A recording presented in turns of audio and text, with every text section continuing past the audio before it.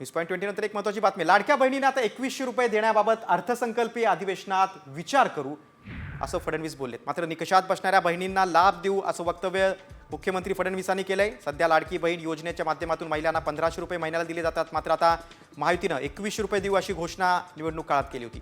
त्यामुळे आता कुणाकुणाला 2100 रुपयांचा लाभ मिळणार हे पाहावं लागेल।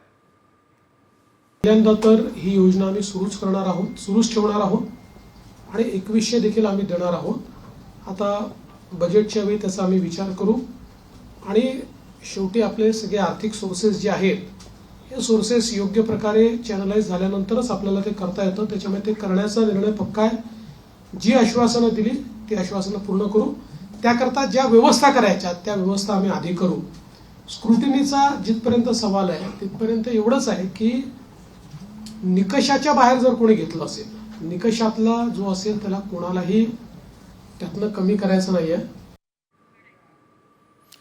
फडणवीसांच्या वक्तव्यानंतर आता एकनाथ शिंदे या योजनेबाबत काय बोललेत आपण पाहूया। लाडकी बहीण योजनेबाबत आम्ही सूचना दिल्यात असं एकनाथ शिंदेंनी सांगितलंय। डिसेंबरचा हप्ता तत्काळ हातात गेला पाहिजे अशी तरतूद केली असं देखील शिंदे बोललेत।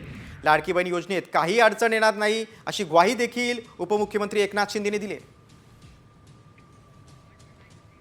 लाडकी बहीण योजना जी आहे आताच आमची कॅबिनेट झाली आणि त्याच्यामध्ये देखील आम्ही अधिकाऱ्यांना सांगितलं आहे आपली लाडकी बहीण योजना जी आहे ही पुढचा लगेच डिसेंबरचा हप्ता हाच आपला तो तात्काळ खात्यात गेला पाहिजे। त्यामुळे आम्ही पूर्ण त्याचं तरतूद केलेली आहे, काही त्याच्यामध्ये अडचण नाही।